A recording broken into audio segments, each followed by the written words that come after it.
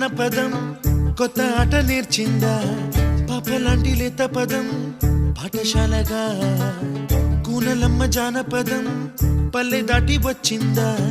చవళిల జానతనం పాట చూపగా